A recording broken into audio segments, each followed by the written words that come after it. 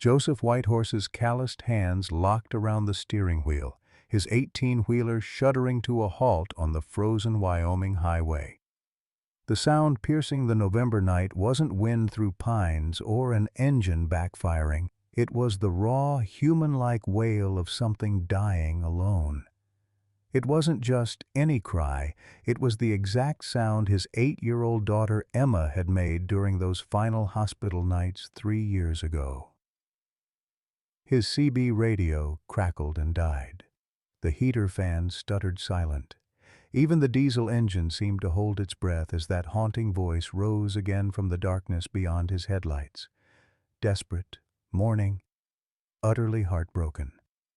Joe's weathered face went white as his mind dragged him back to Pediatric Ward 17, Room 340B. Emma's small hand in his, her voice barely a whisper. "Daddy, it hurts so much." The same tone, the same desperate pleading. "Sweet Jesus," he whispered, fumbling for his door handle with trembling fingers. What was out there in the frozen wasteland? And why did it sound exactly like his dead daughter calling for help? Leave a like and share your thoughts in the comments along with the city you're watching from now. Let's continue with the story. Joseph Joe Whitehorse had been running America's highways for 22 years, but tonight felt different. His weathered hands gripped the wheel of Iron Horse, the Peterbilt 379 that had been his home longer than any house he'd ever owned. At 58, his Cherokee features were etched deep with lines that spoke of countless sunrises caught through a windshield and too many lonely diners where the coffee was always burnt and the pie never quite like Sarah used to make. 6 months had passed since Sarah's funeral, 3 years since they'd buried their daughter Emma, the little girl with pigtails who used to draw pictures of Daddy's big truck and tape them to the dashboard. Cancer had taken her at 8 years old, leaving behind a man who'd forgotten how to sleep in his own bed, and a woman who'd stopped believing in tomorrow. When Sarah's heart finally gave out last spring, Joe figured it was more from missing Emma than any medical condition the doctors could name. This run was different, though, personal. The trailer behind him carried medical supplies bound for the Pine Ridge Reservation Clinic, insulin, antibiotics, pediatric cancer medications, the same drugs that might have given Emma a few more Christmas mornings if they'd gotten them sooner, the same supplies that could save another man's daughter tonight. But there was more weight on this load than medicine. Joe's pension hung by a thread after missing 3 deliveries this year. The company had been clear. One more delay, one more excuse, and 22 years of steady driving would mean nothing. At his age, starting over wasn't just difficult, it was damn near impossible. The mortgage on the little house in Billings, the one Sarah had picked out with the yellow kitchen that caught the morning sun, depended on this run. His grandmother's voice echoed in his mind as it often did on these long, dark stretches. "Wolves don't cry like people, Asta," she used to say in her mix of Cherokee and English. "But when they do, you listen. They're trying to tell you something the world forgot how to hear." She'd been dead 15 years, but her wisdom still rode shotgun with him on nights like this. The November wind howled across the Wyoming wilderness, rattling the cab and sending tumbleweeds skittering across Highway 287 like ghostly dancers. This stretch of road was notorious among truckers. No cell service, no truck stops for 60 miles. Nothing but sagebrush and the kind of darkness that made a man remember every mistake he'd ever made. The reservation was still 40 miles ahead, and dawn felt like a broken promise. Joe glanced at his CB radio, silent except for the occasional crackle of static. Even the night owls had gone quiet. The cry came again, and Joe's blood turned to ice water. He'd heard plenty of sounds on these highways, coyotes yipping, elk bugling, even the occasional mountain lion scream. But this was different. This sound carried the weight of a mother's grief, the kind of raw anguish that cuts through a man's chest like a rusty blade. Joe eased Iron Horse onto the shoulder, gravel crunching under the massive tires. The headlights carved twin cones through the darkness, illuminating swirling snow and the skeletal remains of sagebrush. His hands shook as he reached for the CB radio. "Breaker 19, this is Iron Horse eastbound on 287, mile marker 156. Anyone got their ears on?"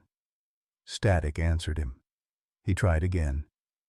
"This is Joe Whitehorse, looking for anyone out there.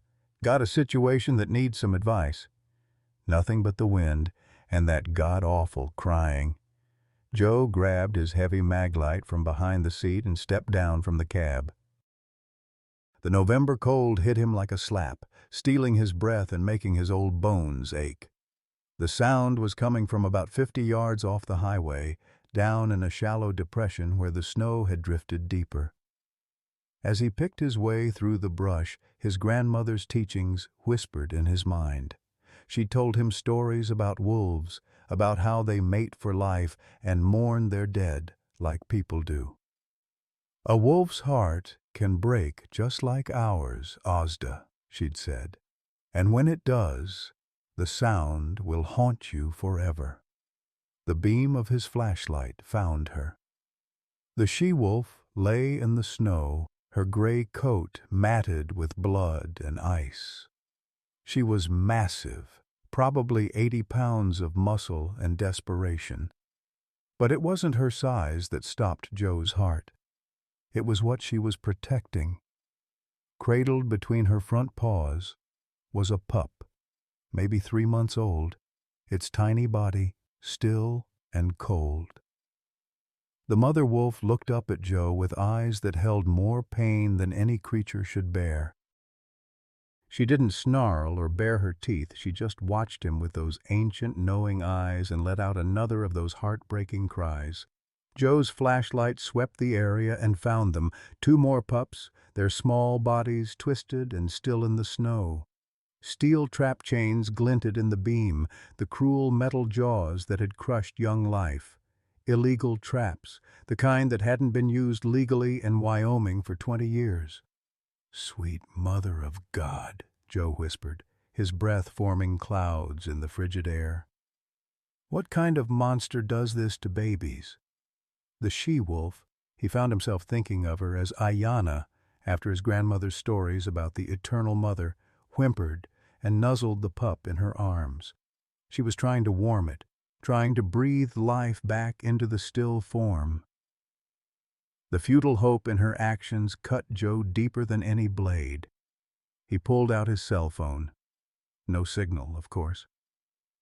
This stretch of highway was a dead zone for everything but heartbreak. But he remembered the card in his wallet, the one he'd carried for 3 years without ever using it. Dr. Elizabeth Strongbear, wildlife veterinarian, Pine Ridge Reservation. Emma's doctor had given it to him after she died, said sometimes it helped to know there were people fighting to save lives, even if they couldn't save the one that mattered most. Joe climbed back up to his truck and fired up the CB radio again, switching to Channel 19, the trucker frequency that reached farther into the wilderness. "Mayday! Mayday! This is Iron Horse on Highway 287. I need to reach Dr. Elizabeth Strongbear at Pine Ridge. Life or death situation out here." A crackle, then a gravelly voice. "Iron Horse, this is Road Dog pulling a reefer westbound. You say Pine Ridge. I got a cousin works dispatch there. What's your 20? Mile marker 156, about 50 yards south of the highway. Got a she-wolf here with a dying pup. 2 others already gone. She's been caught in some illegal traps." "Roger that, Iron Horse. Stand by." Joe waited, watching his breath fog the windshield. Every second felt like an hour.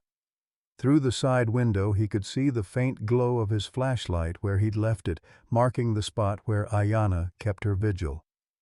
The radio crackled to life. "Iron Horse, this is Road Dog. Got your message through. Dr. Strongbear's on her way. Says don't approach the wolf, could be dangerous if she's protective. ETA about 45 minutes. 45 minutes. Joe looked at his logbook, at the delivery schedule that meant his job, his pension, everything he had left in this world. The clinic was expecting him by 6 a.m. If he waited for the vet, if he got involved in this, he'd be hours late. He thought about Sarah's yellow kitchen, about Emma's drawings on the dashboard, about the mortgage payment due next week. Then he looked back toward that faint glow in the darkness, where a mother refused to give up on her child. "Roger that, Road Dog. Tell her I'll be here." Joe Whitehorse turned off his engine and settled in to wait. The headlights of the approaching vehicle cut through the darkness like twin swords, and Joe felt a flutter of relief in his chest. 43 minutes. Dr. Strongbear had made good time on these treacherous roads. He climbed down from his cab, his joints protesting the cold, and walked toward the approaching SUV. But as the vehicle drew closer, Joe's relief curdled into something else entirely. This wasn't a veterinarian's truck loaded with medical supplies. This was a battered Ford F-150 with gun racks silhouetted in the rear window, and it was moving too fast for the icy conditions. The truck skidded to a stop 20 yards from Iron Horse, and a man emerged from the driver's seat with the deliberate movements of someone accustomed to violence. Even in the dim light, Joe could see the rifle cradled in his arms like a familiar lover. "You the one been broadcasting about wolves on the CB?" The voice was gravelly, weathered by years of Wyoming wind and something harder. The man stepped into the glow of Joe's headlights, revealing a face carved from granite and bitter experience. He looked to be in his late 60s, with steel-gray hair and eyes that held the flat emptiness Joe had seen in old soldiers who'd left pieces of themselves in foreign soil. "Name's Bill Crockett," the man continued, working the bolt on his rifle with practiced ease. "And I'm here to clean up the mess you should have handled yourself." Joe's hands rose slightly, palms outward. "Hold on there, partner. There's a veterinarian coming to help the animal. No need for—" "Veterinarian?" Bill's laugh was sharp as breaking glass. "You called a goddamn vet for a wolf? Jesus Christ, what kind of soft-hearted fool are you?" "The kind that doesn't shoot mothers protecting their babies," Joe said quietly, but his words carried the weight of Cherokee steel. His grandmother had taught him that a man's character showed truest when he faced something that scared him, and Bill Crockett scared him plenty. Bill's eyes narrowed. "Mothers, you think that thing down there is some kind of Disney character? That wolf and her kind killed my granddaughter, you ignorant son of a bitch. 8 years old, just like your Emma." The mention of his daughter hit Joe like a physical blow. "How do you know about Emma?" "Small world around here. Smaller when you lose the only thing that matters." Bill's voice cracked slightly, showing the first glimpse of the broken man beneath the anger. "Emma Crockett was her name. My daughter's girl. Prettiest little thing you ever saw. Had dreams of being a veterinarian, just like the one you called." Joe's heart clenched. "What happened to her?" 3 years ago this November. She was staying at my ranch while her parents worked in Denver. I taught her to ride, to fish, to respect the wilderness." Bill's hands tightened on his rifle. "I also taught her that wolves were dangerous, to stay away from them. But she was 8, and 8-year-olds think they know everything." The wind picked up, carrying Ayanna's mournful cry across the frozen landscape. Both men turned toward the sound, and Joe saw Bill's jaw clench. "She wandered off one morning while I was feeding cattle. Found her 3 hours later down by Willow Creek. The wolves had—" Bill's voice broke entirely. "I held her while she died. She kept asking why the pretty dogs hurt her, why they wouldn't stop." Joe felt the world tilt beneath his feet. The parallel was too cruel, too perfect. Both men had lost 8-year-old girls named Emma. Both carried guilt that ate at them like acid. "I'm sorry for your loss," Joe said, and meant it with every fiber of his being. "But that wolf down there isn't the one that hurt your granddaughter." "Doesn't matter. Bill's voice rose to a shout that echoed off the surrounding hills. "They're all the same. Killers, every last one of them. They hunt in packs, they show no mercy, and they sure as hell don't deserve any in return." "She's protecting her babies." "Her babies?" Bill's laugh was ugly now, twisted with pain. "You want to see what wolf babies grow up to do? You want to hear about how they played with Emma like she was a toy before they finished her off?" Joe took a step back as Bill raised the rifle, but not in retreat, in positioning. He'd learned to read violent men during his years on the road, and Bill Crockett was a hair's breadth from snapping completely. "The way I see it," Bill continued, his voice dropping to a deadly whisper, "you got two choices here, trucker. You can get back in that big rig and drive away, pretend you never saw anything. Or you can stand there and watch me do what should have been done 20 minutes ago." Another vehicle's engine growled in the distance, growing steadily louder. Dr. Strongbear, Joe hoped, but he couldn't count on it. "Or," Joe said carefully, "you could help me save a life instead of taking one. Might find it heals something inside you that killing never will." Bill's finger moved to the trigger. "Don't you dare try to psychology me, you sanctimonious bastard. You didn't hold your granddaughter while she bled out in the snow. You didn't promise her dying parents you'd make sure it never happened to another child." The approaching vehicle was closer now, its headlights beginning to separate the darkness. Joe could hear Ayanna's cries growing weaker, more desperate. Time was running out for everyone, the wolf, her pup, and maybe Joe himself. "No," Joe said quietly.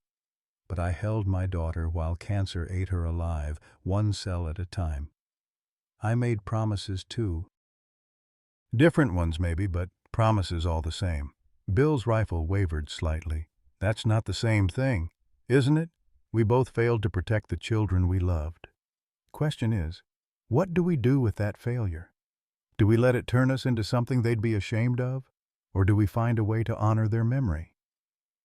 The second vehicle pulled up behind Bill's truck, and Dr. Elizabeth Strongbear stepped out into the frozen night. Dr. Elizabeth Strongbear stepped out of her snow-dusted Jeep Cherokee with the quiet confidence of someone who'd spent 15 years dealing with wounded animals and the dangerous men who sometimes came with them. At 42, her Lakota heritage showed in her high cheekbones and steady dark eyes that missed nothing. She wore practical winter gear over scrubs, and her medical bag was already in her hand before her boots hit the frozen ground. "Gentlemen," she said, her voice cutting through the tension like a scalpel. "I'm Dr. Strongbear. Someone called about an injured wolf?" Bill Crockett swung his rifle toward her, though he kept the barrel pointed skyward. "Doc, you need to get back in that vehicle and drive away. This is dangerous business, not fit for a woman." Beth's expression didn't change, but Joe caught the steel that crept into her voice. "Mr. Crockett, isn't it? I know who you are. I also know that rifle you're holding was used to set those illegal traps that killed 3 wolf pups this winter. The Game and Fish Department has been tracking you for months." Bill's face flushed red above his gray beard. "You don't know a damn thing about what I've been through, lady. That wolf and her kind killed your granddaughter Emma." "Yes, I know." Beth set her bag down carefully and began pulling on surgical gloves. "I also know that Emma dreamed of being a veterinarian. She used to write me letters asking about wildlife rehabilitation. Did you know that?"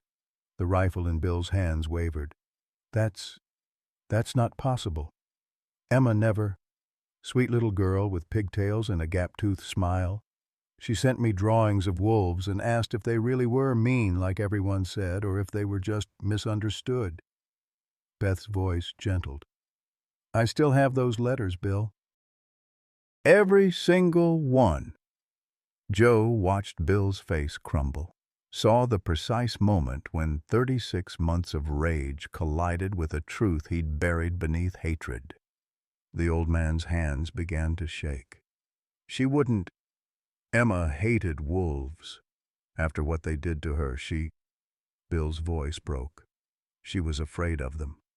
Before they hurt her, Bill. Before. Beth picked up her bag and started toward the depression where Ayanna waited. The last letter came 2 weeks before she died. She asked if I thought wolves had families like people do, and if they got sad when their babies were hurt. The sound that came from Bill Crockett's throat was barely human. Joe had heard that kind of anguish before. In his own voice, the night Emma took her last breath in the hospital. It was the sound a man makes when his foundation cracks and everything he's built on it comes tumbling down.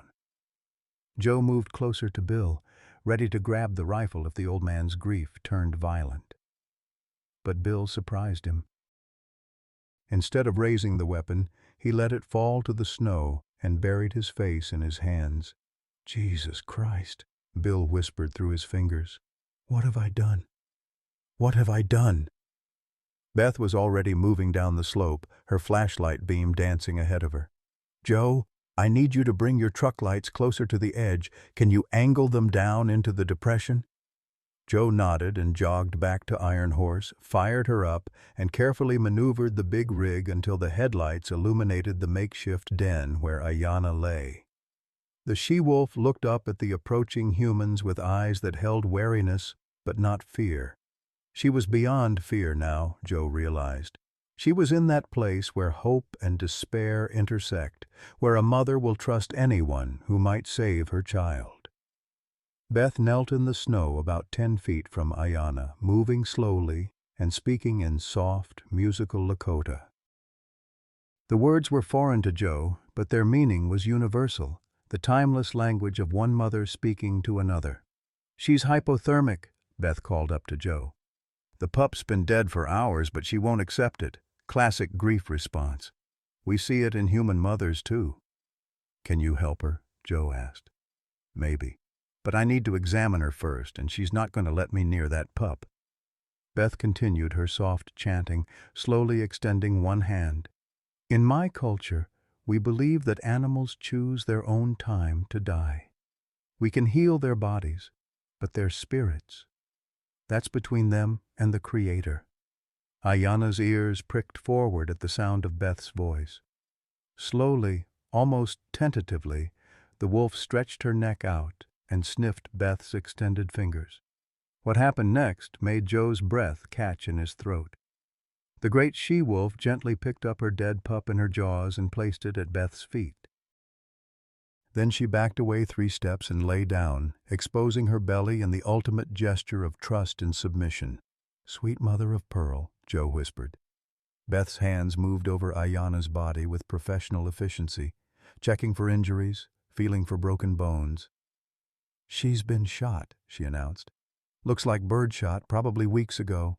The wounds are infected. She's running a high fever and severely dehydrated." "Will she live?" Bill's voice was barely audible. The old man had walked down the slope and stood at the edge of the light, his rifle forgotten in the snow above.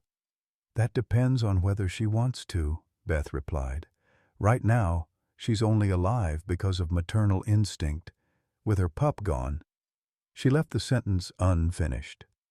As if understanding the conversation, Ayanna raised her massive head and looked directly at Bill. For a long moment, predator and prey stared at each other across the space where hatred had lived. Then Ayanna did something that made all 3 humans freeze in astonishment. She stood up, walked slowly to where Bill stood, and sat down directly in front of him. "Don't move," Beth whispered urgently. "Don't even breathe hard." But Bill was already moving. With tears streaming down his weathered cheeks, the old man sank to his knees in the snow. Ayanna studied his face for a moment, then gently rested her chin on his shoulder. "Oh, God!" Bill sobbed, his arms coming up to embrace the wolf. "I'm so sorry. I'm so goddamn sorry." Joe felt his own eyes burning as he watched the impossible scene unfold. A grieving grandfather and a grieving mother, 2 species united by loss and the desperate need for redemption. The moment stretched like eternity, broken only when Beth's radio crackled to life. "Dr. Strongbear, this is Pine Ridge Dispatch. We've got reports of gunshots in your area. Are you safe?" Beth grabbed her radio. "This is Strongbear. False alarm. No gunshots, just a wounded wolf and some wounded people. We're going to need a wildlife transport unit out here, though. Highway 287, mile marker 156. Copy that, Doctor. ETA 30 minutes. As Beth signed off, a new sound cut through the night air, a high-pitched whining that seemed to come from everywhere and nowhere at once. "What the hell is that?" Joe asked. Beth's flashlight beam swept the area, finally settling on a cluster of rocks about 50 yards away. "There," she said, her voice tight with excitement. "Joe, bring your light." Joe grabbed his maglite and followed Beth's pointing finger. What he saw made his heart leap into his throat. A second den, partially hidden by fallen timber and stones, and from within that den came the unmistakable sounds of life, not one voice but several, calling out in hunger and cold and desperate need. "She's got more," Beth breathed. "Ayana's got more pups, and they're alive." The revelation hit the three humans like lightning. Ayana hadn't been mourning just the one dead pup. She'd been torn between caring for her surviving young and trying to save the one that was already lost. She'd been making an impossible choice, the kind that destroys mothers of any species. "How many?" Bill asked, his voice rough with emotion. Beth was already moving toward the hidden den, her medical training overriding caution. "I count at least 3 distinct voices, maybe 4. They sound young, probably 6 to 8 weeks old." "Will they survive without her?" Joe asked. "Not in this cold, and not if she dies." Beth turned back to Ayana, who was still pressed against Bill's chest. "The question is, can we get her healthy enough to care for them?" Bill stood slowly, gently disengaging from the wolf. Ayana watched him with those ancient eyes, and Joe could swear he saw understanding pass between them. "What do you need?" Bill asked Beth. "Whatever it costs, whatever it takes. A warm place to work, for starters. And surgical supplies I don't have with me." Beth looked at Joe. "That medical shipment you're hauling, is there anything useful in there?" Joe thought about his cargo manifest, about the antibiotics and surgical instruments bound for the reservation clinic, about his job, his pension, his future hanging by a thread. Then he looked at Ayana, who had trusted them with her life and the lives of her children. "There's everything we need," he said firmly. "And I know where we can set up a field hospital." The old Grange Hall sat like a forgotten prayer in the darkness, its weathered clapboard siding and sagging roof testament to better times when the community of Willow Creek had thrived. Joe's headlights swept across the gravel parking lot as he maneuvered Iron Horse into position, the building's windows reflecting back like hollow eyes. Bill had suggested the place. His granddaughter Emma had performed in the Christmas pageant here just 3 years ago, back when the world still made sense. "You sure about this place?" Beth asked, climbing down from her Jeep with Ayana cradled carefully in a blanket-lined carrier. The she-wolf was sedated now, her breathing shallow but steady. "It's been empty for 2 years. "Power's still on," Bill replied, producing a set of keys from his coat pocket. "I'm on the board of trustees. We keep the utilities running for community emergencies." His voice cracked slightly. "Guess this qualifies." The interior of the hall smelled of dust and memories, but the fluorescent lights flickered to life when Bill hit the switches. Folding chairs were stacked against one wall, and a small stage dominated the far end where a painted backdrop depicted the nativity scene from the last Christmas pageant. Joe tried not to think about the children who had once sung carols on that stage, tried not to picture a gap-toothed little girl in shepherd's robes. "Kitchen's through here," Bill said, leading them toward a door marked with a faded sign. "Got running water, gas stove, everything you need." Beth was already assessing the space with a surgeon's eye. "We'll need that folding table set up as an operating surface." Joe, can you get me those medical supplies? Joe nodded and headed back to his trailer. The lock on the shipping container seemed to accuse him as he broke the seal. He was jeopardizing his job, his pension, everything he had left. But as he loaded boxes of antibiotics, surgical instruments, and IV fluids onto a dolly, he thought about his grandmother's stories and found he didn't care about the consequences anymore. "That's strange," Beth murmured when he returned with the supplies. She was examining Ayanna more closely under the harsh fluorescent lights. "These aren't random wounds. Look at the pattern." Joe and Bill leaned in to see what she meant. Across Ayanna's back and flanks were a series of parallel scars, healed but still visible through her thick fur. "Looks like she's been hit by a vehicle," Beth continued. "These marks match the pattern of a truck's undercarriage, but they're old, maybe 20 years or more." A chill ran down Joe's spine that had nothing to do with the November cold. 20 years. The math was wrong, but something deep in his gut twisted with recognition. He pushed the feeling down and focused on setting up the makeshift surgical suite. While Beth prepared her instruments, Bill made multiple trips to his truck, returning with the surviving pups bundled in his hunting jacket. 4 of them, their eyes barely open, mewling weakly from hunger and cold. They were beautiful creatures, their fur already showing the distinctive markings that would make them magnificent adults, if they lived that long. "Temperature's dropping fast outside," Bill reported. "Weather Service is calling for a blizzard to hit before dawn. We might be stuck here for a while." "Good," Beth replied, her hands steady as she inserted an IV line into Ayanna's foreleg. "She needs time to recover, and the pups need constant feeding. This is going to be an all-night operation." As if summoned by their words, the wind began to howl around the old building, rattling windows and sending snow devils dancing across the parking lot. Joe's CB radio crackled with weather warnings and reports of highway closures. They weren't going anywhere soon. "Dr. Strongbear," Joe said quietly. "What are the chances? I mean, realistically?" Beth didn't answer immediately. Her hands were busy cleaning the infected gunshot wounds on Ayanna's flank, carefully irrigating each puncture with saline solution. Honestly, without the infection, she'd have a good chance. But sepsis has set in. Her body's been fighting this for weeks, and she's exhausted. Add in the stress of losing pups, the hypothermia. She trailed off. "But there's a chance," Bill said. It wasn't a question. There's always a chance. The question is whether she's got the will to fight. Beth glanced at the pups, now nestled together in a box lined with towels near the gas heater. She's got reasons to live. That counts for a lot. Joe found himself thinking about his own reasons for living. For 3 years since Emma died, he'd been going through the motions, eating, sleeping, driving endless miles of highway that led nowhere important.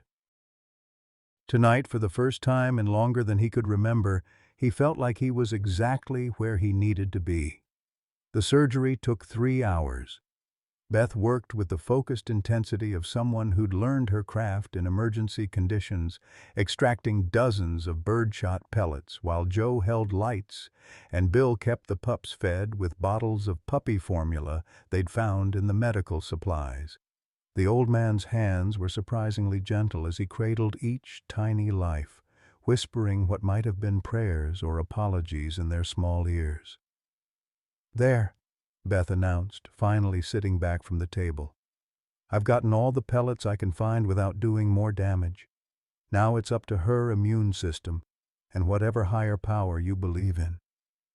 Ayanna lay unconscious on the improvised operating table, her breathing more regular now that the infection had been cleaned out. Beth had shaved the surgical sites and closed the wounds with neat rows of stitches that would heal into new scars to join the old ones. "She's been through hell," Joe observed. "More than once by the look of it," Beth agreed. She was cleaning her instruments now, the practiced motions of someone who'd done this hundreds of times. Those old scars tell a story. Whatever hit her 20 years ago should have killed her. The fact that she survived, learned to live with the pain, even managed to have babies. She shook her head. She's a fighter. Bill had fallen asleep in a folding chair, one of the pups still cradled against his chest. The transformation in the old man was remarkable. The bitter hatred that had driven him for 3 years had given way to something gentler, more human. The pup in his arms was breathing steadily, its tiny chest rising and falling against Bill's weathered hands. "What changed his mind?" Joe asked quietly. "I've seen men consumed by that kind of anger before. They don't usually just let it go." "The truth," Beth replied simply. "Sometimes that's all it takes." He spent 3 years hating wolves for killing his granddaughter, building up this mythology of evil predators. But Emma's letters showed him a different story. A little girl who loved animals, who wanted to understand them rather than destroy them. When he realized his crusade was betraying everything she stood for, she left the thought unfinished. But Joe understood. Grief could make monsters of good men, but it could also redeem them if they found the courage to face the truth. The wind outside had reached gale force now, driving snow against the windows in hypnotic patterns.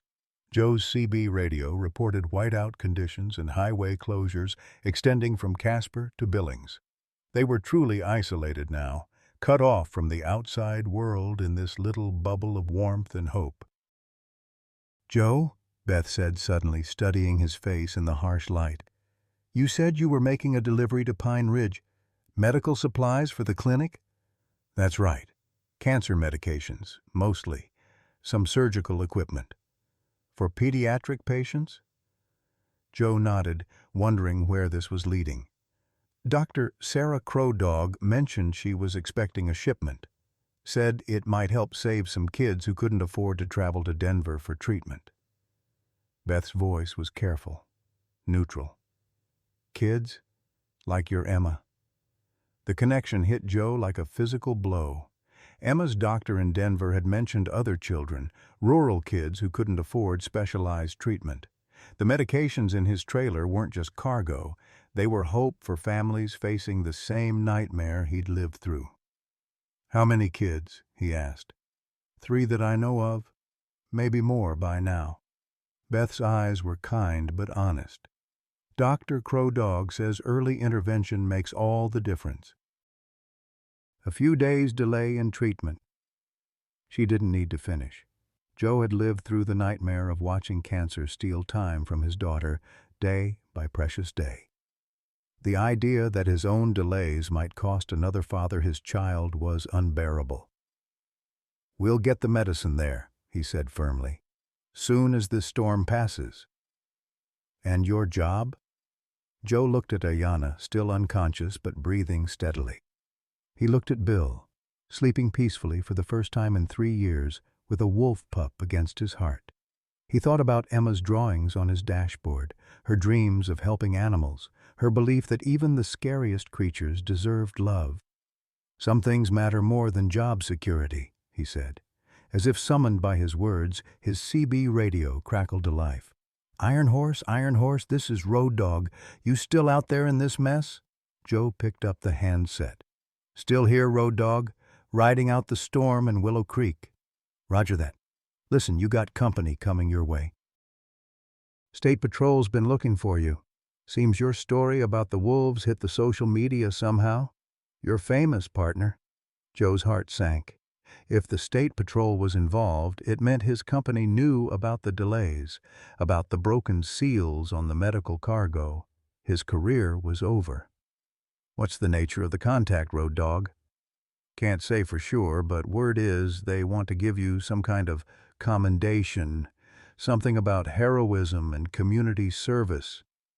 "You really save a pack of wolves out there?" Joe looked around the hall, at Beth monitoring Ayanna's vital signs, at Bill bottle-feeding orphaned pups, at the medical supplies that had saved one family while potentially helping others. He thought about the last few hours, about the choices that had led him here. "Yeah, he said into the radio. I guess we did. Dawn never came. Instead, the blizzard swallowed the world whole, turning the windows of the Grange Hall into white walls that blocked out everything beyond. The wind howled like a living thing, rattling the old building's bones and sending snow through every crack and crevice. By 6 a.m., when Joe should have been delivering his cargo to Pine Ridge, the drifts outside had climbed past the windowsills. But inside the hall, disaster struck with quiet brutality. Beth had been monitoring Ayanna through the night, checking her temperature and pulse every 30 minutes. The antibiotics should have been working by now, should have begun to clear the infection from her bloodstream. Instead, the she-wolf's fever had climbed steadily higher. 106, Beth announced, her voice tight with concern. She's burning up. Joe looked down at Ayanna's still form on the makeshift operating table. Her breathing had become shallow and rapid, and her tongue lolled from her mouth. Even in unconsciousness, her body was fighting a battle it seemed destined to lose. What does that mean? Bill asked from his position near the heater, where he'd spent the night tending to the pups. 3 of them were thriving, but the 4th, the smallest, had been growing weaker despite constant feeding. It means we're losing her, Beth said quietly. The infection has spread too far. Her immune system can't keep up. Joe felt something cold settle in his chest, a familiar weight he'd carried through Emma's final days. He'd watched his daughter fight this same kind of losing battle, had seen the exact moment when hope transformed into desperate denial. The doctors had used different words then, sepsis, organ failure, systemic shutdown, but the meaning was always the same. How long? He asked. Hours. Maybe less? Beth's hands moved over Ayanna with professional precision, but Joe could see the defeat in her shoulders. I've done everything I can. Without a full hospital setup, without blood products and advanced life support, she didn't finish the sentence. She didn't need to. Bill stood up slowly, the smallest pup cradled against his chest. The tiny creature was barely breathing, its life force ebbing along with its mother's. So that's it? We just watch them die? Sometimes that's all we can do, Beth replied, her voice heavy with the weight of too many losses. Sometimes being present at the end is the only gift we can offer. But Joe wasn't ready to accept defeat. Something deep in his chest rebelled against the idea of giving up, the same stubborn Cherokee blood that had kept his ancestors alive through forced marches and government betrayals. His grandmother's voice whispered in his memory, "When the Creator puts someone in your path, grandson, it's not an accident. Sometimes you're the one being saved." What if we could get her to a real hospital? He asked. The veterinary college in Fort Collins or the Denver Zoo? Beth shook her head. Look outside, Joe. Nothing's moving in this storm. Even if we could somehow transport her, she wouldn't survive the trip. As if summoned by their despair, Joe's CB radio crackled to life with an emergency broadcast. All units, this is Wyoming State Patrol dispatch. We have a code red medical emergency. Medevac helicopter down near Elk Mountain. Search and rescue operations suspended due to weather conditions. The words hit the room like a physical blow. If professional rescue operations were grounded, there was no hope of getting Ayanna to advanced medical care. But then, something extraordinary happened. Bill Crockett, the man who had spent 3 years hunting wolves with methodical hatred, gently placed the dying pup on the table next to its mother. Then he knelt beside the makeshift surgical bed and began to speak in a voice Joe had never heard before. Soft, broken, filled with the kind of raw honesty that only comes at the end of all pretense. "I don't know if you can hear me, girl," Bill whispered, his weathered hand hovering just above Ayanna's head. "But I need to tell you something. I need to tell you about Emma." Tears began to flow down the old man's cheeks as he continued, She wasn't supposed to be at my ranch that weekend.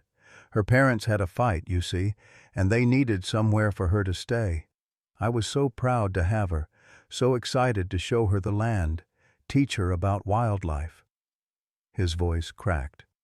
She loved animals so much, especially the ones other people were afraid of. Joe found himself drawn closer, Beth beside him, both of them witnesses to something sacred and terrible. The morning it happened, she woke up early, found a baby owl that had fallen from its nest. She was trying to help it when she wandered into the trees. Bill's hand finally made contact with Ayanna's fur, stroking gently. The wolves that found her weren't hunting. The investigation showed they were probably just curious. But she was small, and they were playing rough, and... He couldn't finish. The sound that came from his throat was the raw keen of a soul being torn apart. "I blamed them," he continued when he could speak again. "Blamed all of them. But the truth is, I blamed myself most of all. I was supposed to protect her. I was supposed to keep her safe." The wind outside seemed to quiet, as if the storm itself was listening. She wrote letters to Dr. Strongbear here, asking about wolves, asking if they had families, if they loved their babies the way people do. And you know what the last letter said? Bill looked up at Beth, his eyes streaming. It said she hoped someday she could help a wolf family because she thought they must get lonely just like people do. Beth's own eyes filled with tears. "Bill, don't you see?" Bill's voice rose with desperate intensity. This is what she would have wanted.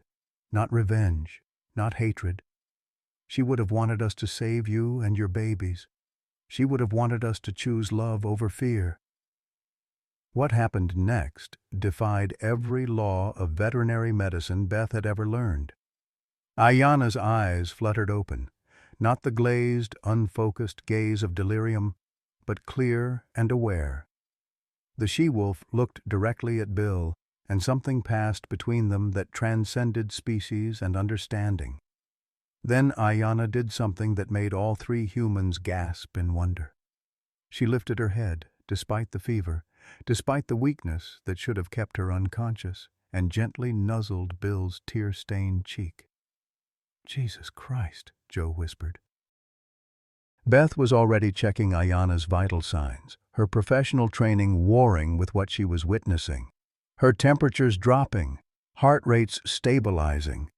This is impossible. But the miracle wasn't finished. The smallest pup, the one that had been dying in Bill's arms, suddenly began to cry with renewed vigor. Not the weak mewling of before, but the strong, demanding wail of a healthy baby, demanding food. "I don't understand," Beth said, her voice shaking. "Medically speaking, none of this makes sense." Joe thought about his grandmother's stories, about the connection between all living things, about the power of truth spoken from a broken heart.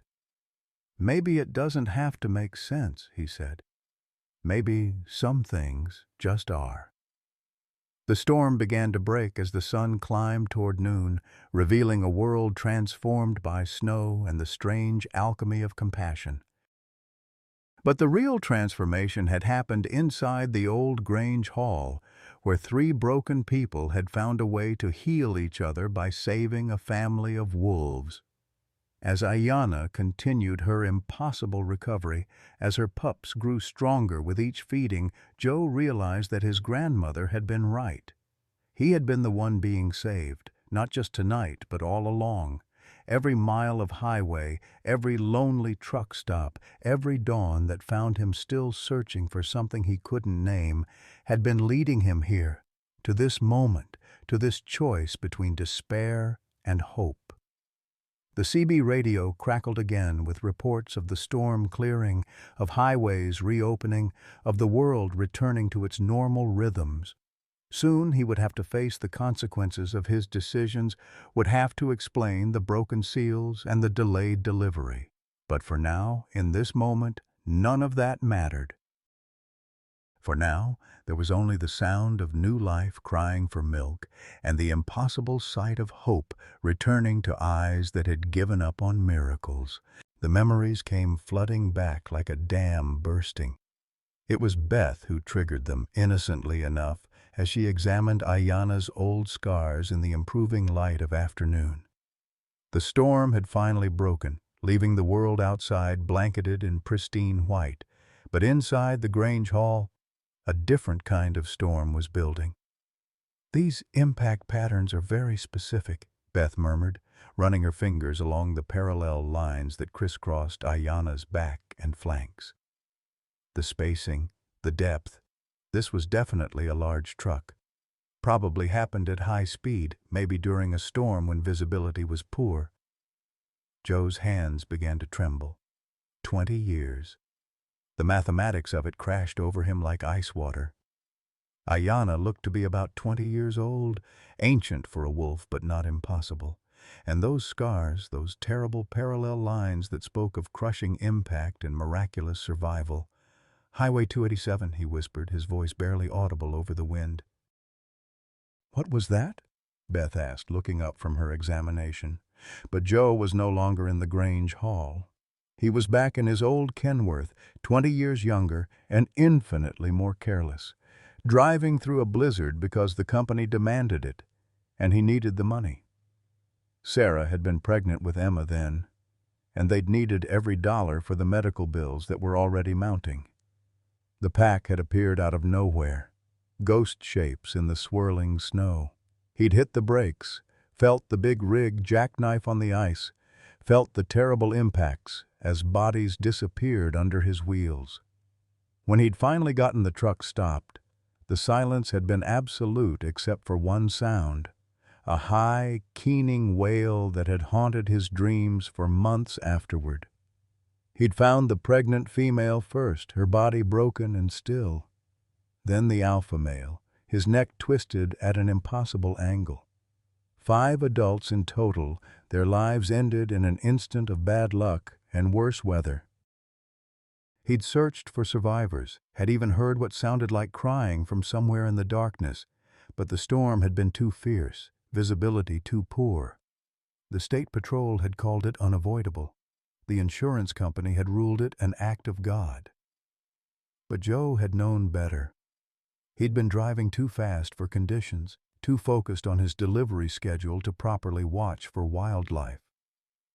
The deaths of that wolf pack had been on him, and he'd carried that guilt in silence for 2 decades. Now, looking at Ayanna's scars, he understood the terrible poetry of what had happened. She had been there that night. A pup, probably thrown clear of the initial impact, injured but not killed. She'd survived somehow, had grown up marked by his carelessness, and had lived her entire adult life in the shadow of that tragedy. "Joe?" Beth's voice seemed to come from very far away. "Are you all right?" "You look like you've seen a ghost." Bill Crockett was watching him with sharp eyes that missed nothing. The old man had spent too many years hunting to not recognize the signs of someone coming apart at the seams. "It was me," Joe said, his voice cracking like old leather. 20 years ago, on this same stretch of highway, I killed her family." The words hung in the air like an accusation, and Joe watched as comprehension dawned on Beth's face. Her hands stilled on Ayanna's fur, and her eyes went wide with something that might have been horror or wonder or both. "The impact patterns match your truck?" she asked quietly. Joe nodded, unable to speak. He looked at Ayanna, who was watching him with those ancient amber eyes that seemed to hold all the wisdom and sorrow in the world. She knew. Somehow, impossibly, she had known all along who he was. Bill stood up slowly, his face grim.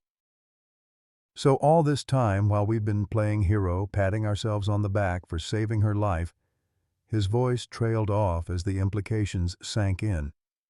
"She's been living with the consequences of my actions her entire life. Joe finished. Every scar, every struggle to survive, every loss she's endured, it all traces back to that night. The revelation should have shattered something inside him, should have sent him fleeing into the snow to escape the weight of his guilt. Instead, Joe found himself moving closer to the table where Ayanna lay. The she-wolf didn't flinch as he approached, didn't show fear or aggression. She simply watched him with those knowing eyes. "I'm sorry," he whispered, his voice breaking completely. "God help me, I'm so sorry." What happened next defied every expectation, every assumption about the nature of wild animals and their capacity for understanding. Ayanna lifted her great head and gently touched her nose to Joe's outstretched hand. Not a bite, not a snap of warning, but the gentlest possible contact between two souls who had been bound together by tragedy. "She forgives you," Beth said softly, tears streaming down her cheeks. "How is that possible?" But even as she spoke, another piece of the puzzle clicked into place. Joe's mind was racing now, connecting dots he'd never seen before. The location where they'd found Ayanna wasn't random. It was less than a mile from the site of that long-ago accident. She'd been living here, in this exact area, for 20 years. "She's been waiting," he said, the realization hitting him like a physical blow. "All this time, she's been waiting right here." "Waiting for what?" Bill asked.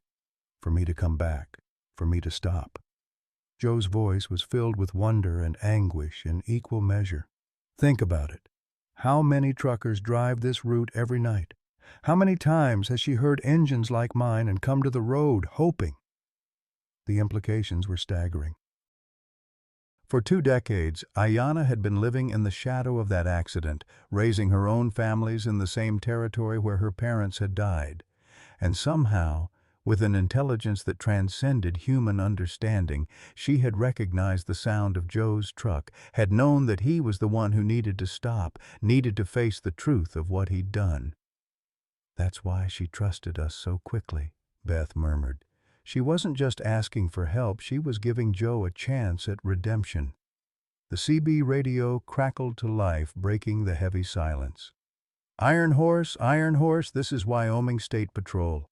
Please respond." Joe picked up the handset with shaking hands. "This is Iron Horse." "Roger, Iron Horse. We've been trying to reach you all night. Are you in need of assistance?" Joe looked around the hall, at Ayanna recovering on the surgical table, at her pups growing stronger with each hour, at Bill and Beth who had become unlikely allies in this strange journey toward healing. He thought about his cargo of medical supplies, about the children waiting for treatment at Pine Ridge, about all the ways this night had changed everything. "Negative on the assistance," he replied, "but I need to report an incident from 20 years ago. A vehicle-wildlife collision on Highway 287 that was never fully investigated." There was a pause on the radio. "Roger, Iron Horse, can you clarify the nature of this report?" "It's time I told the truth," Joe said, looking directly at Ayanna as he spoke, "about what really happened that night and what I should have done differently." As Joe began to tell his story to the State Patrol dispatcher, as he finally gave voice to the guilt he'd carried for 2 decades, something extraordinary happened. The smallest of Ayanna's pups, the one that had been dying just hours before, climbed unsteadily to its feet and took its first wobbling steps toward Joe's voice. The symbolism wasn't lost on any of them. New life, moving toward the truth instead of away from it, moving toward the person who had caused so much pain, but who was finally ready to face the consequences of his actions. Beth reached out and gently scooped up the pup before it could fall. "What are you going to call him?" she asked Joe. Joe looked at the tiny creature, at its bright eyes and determined spirit, and thought about second chances and the strange ways that healing could manifest. "Hope," he said quietly. "His name is Hope." Outside, the storm clouds were finally breaking up, allowing shafts of golden afternoon sunlight to stream through the windows of the old Grange Hall. But inside, a different kind of light was dawning. The painful, necessary illumination that comes when long-buried truths finally surface. Joe continued his confession to the State Patrol, his voice growing stronger with each word. For the first time in 20 years, he was telling the complete truth about that night, accepting responsibility not just for the accident itself, but for all the years of silence that had followed. And through it all, Ayanna watched him with those ancient amber eyes, offering a forgiveness he'd never dared to hope for, teaching him that sometimes redemption comes not through punishment, but through the simple act of bearing witness to the truth. 3 months later, Joe Whitehorse stood at the edge of the Pine Ridge Reservation's new Wildlife Rehabilitation Center, watching Bill Crockett guide a group of school children through the morning feeding routine. The old man's transformation had been complete. Where once there had been bitter hatred, now there was gentle wisdom as he explained to 8-year-olds how to properly bottle feed orphaned fox kits. The rehabilitation center occupied 20 acres of Bill's former ranch, donated in Emma's memory with the stipulation that it would always welcome both wildlife and the children who wanted to learn about them.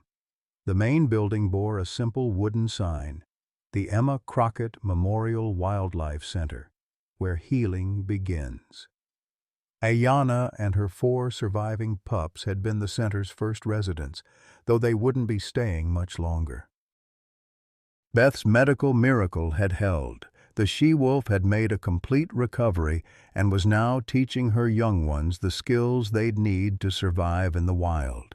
In 2 weeks, they would be relocated to Yellowstone's northern range, where a territory had been identified far from roads and human activity.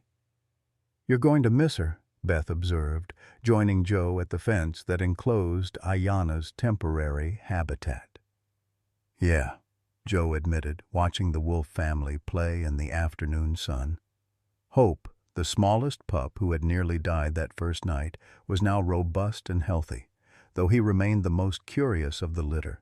Even now he was approaching the fence where Joe stood, his bright amber eyes, so like his mother's, filled with intelligence and trust.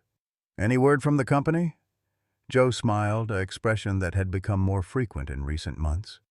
"They're promoting me to safety coordinator. Turns out having a driver who will publicly admit his mistakes and help others learn from them is good for business. Who knew?" The story of that November night had indeed gone viral, though not in the way any of them had expected. Joe's full confession to the State Patrol, his willingness to take responsibility for the 20-year-old accident, had resonated with people across the country. The trucking industry had embraced him as an example of integrity, and the company had found itself with more positive publicity than any advertising campaign could have generated. More importantly, Joe's delivery of the medical supplies, delayed but ultimately successful, had saved 3 children's lives. The pediatric cancer medications had arrived just in time for Emma Crowkiller, a 7-year-old Lakota girl whose name had made Joe's eyes fill with tears when he'd heard it. She was in remission now, her parents crediting not just the medicine but the driver who had risked everything to ensure its delivery. "Dr. Strongbear," came a small voice from behind them. They turned to see Tommy Littlewolf, one of Bill's regular volunteers, his face serious with the weight of an important question.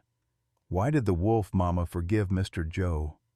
My dad says wolves always remember their enemies."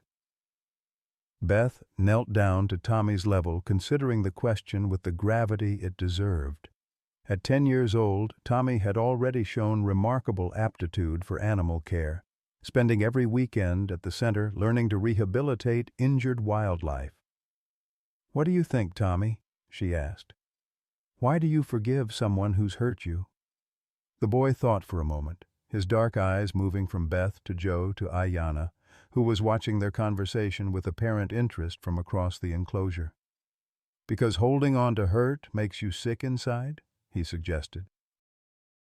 "That's part of it," Beth agreed. "But what else?" "Because Tommy struggled with the concept, his young mind working to articulate something profound. Because when someone's really sorry and they try to make things better, maybe that's worth more than staying mad? Joe felt his throat tighten. From the mouths of babes, his grandmother would have said, "I think you're exactly right," Beth told Tommy.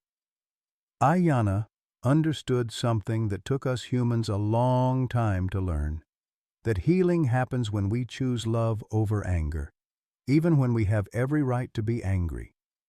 As if summoned by the mention of her name, Ayanna approached the fence with her characteristic dignity. The she-wolf had grown sleek and powerful during her recovery, her coat now lustrous with health. The scars remained. They would always remain. But they no longer defined her. They were simply part of her story, proof of her strength, rather than evidence of her suffering. She touched her nose briefly to the fence where Joe stood, a gesture that had become their daily ritual. No longer the desperate plea for help it had been that first night, but a quiet acknowledgement of the bond that connected them. "I have something for you," Joe said, pulling a folded paper from his shirt pocket. It was a letter written in careful cursive on official letterhead. Beth took the document and read aloud.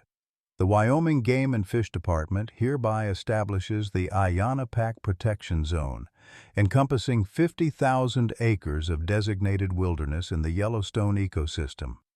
This territory shall remain protected from hunting, trapping, or development in perpetuity, ensuring that future generations of wolves may live and raise their families in safety." "How did you manage this?" she asked in amazement. "Turns out being a minor celebrity has its advantages," Joe replied. "I may have mentioned to a few reporters that it would be a shame if the wolves who taught America about forgiveness ended up getting shot by trophy hunters." The political pressure had been swift and decisive. Governors' offices had been flooded with calls, conservation groups had rallied, and social media had exploded with #SaveAyanna's Pack hashtags. Within weeks, the protection zone had been not just approved, but fast-tracked through normally glacial, bureaucratic channels. Bill appeared at Joe's shoulder, having left his group of young students in the capable hands of his assistant. At 73, the old rancher had found new purpose in education, spending his days teaching children about wildlife conservation and the importance of coexistence. "Got a call from the Denver Post," he announced. "They want to do a follow-up story for the anniversary. Asked if we'd be willing to do interviews." "What did you tell them?" Joe asked. "Told them to ask you. This is your story to tell." Joe looked at Ayanna, who was now lying in a patch of sunshine while her pups tumbled over each other in play. Hope had grown bold enough to venture near the fence. His small paws pressed against the chain link as he watched the humans with naked curiosity. "It's not my story," Joe said quietly. "It's hers. It always has been." The late afternoon sun slanted through the pine trees that bordered the rehabilitation center, casting long shadows across the compound. In 6 months, this would all be memory. Ayanna and her family would be wild and free. The center would house new orphans and casualties of human expansion, and Joe would be back on the highways teaching other drivers about the sacred responsibility of sharing the road with wildlife. But the lessons learned that November night would endure. In the children who volunteered at the center, in the drivers who slowed down for animal crossings, in the policymakers who now considered wildlife corridors essential infrastructure. Most importantly, in the understanding that forgiveness isn't weakness. It's the strongest force in nature, capable of transforming not just individuals, but entire communities. As the sun set over the Wyoming wilderness, Joe Whitehorse placed his palm against the fence one last time. Tomorrow would bring new challenges, new opportunities to choose compassion over convenience. But tonight, he was exactly where he needed to be, standing witness to the miracle of second chances, grateful beyond words for the she-wolf who had cried in the frozen night and in doing so, had saved them all. At 58, Joseph Whitehorse thought his best days were behind him until a she-wolf's cry in the frozen night changed everything. Like many of us who've reached this season of life, Joe carried decades of regret, believing his mistakes were permanent scars that could never heal. But Ayanna taught him something profound. It's never too late for redemption. That November night, when Joe chose compassion over convenience, when he risked his pension to save a grieving mother and her babies, he discovered what we all long for in our golden years, that our lives still matter, that we can still make a difference, that forgiveness can transform even our deepest wounds into sources of strength. The wolf who should have been his enemy became his teacher, showing him that holding on to pain only perpetuates suffering, while choosing love creates miracles. Today, Joe mentors young drivers, Bill runs a wildlife sanctuary in his granddaughter's memory, and children learn about compassion at the Emma Crockett Memorial Center. Their story proves that our greatest chapters might still be unwritten, that second chances aren't just for the young, and that sometimes the very mistakes we're ashamed of become the foundation for our most meaningful contributions. Questions for reflection. What moment in your life taught you that it's never too late to change? Have you ever received unexpected forgiveness that transformed your perspective? Share your story in the comments below. Your experience might be exactly what someone else needs to hear today.